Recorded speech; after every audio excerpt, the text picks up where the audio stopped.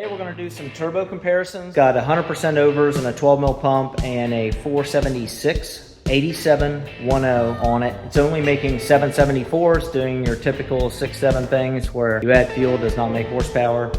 We are not tuning it. This is just a test for turbo testing. So I'm going to run the 476 as a baseline.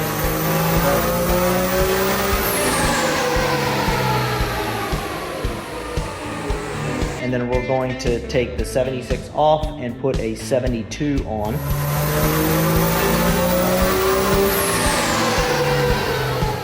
Then we're going to pull that turbo off and put a VS Racing 7289 on it.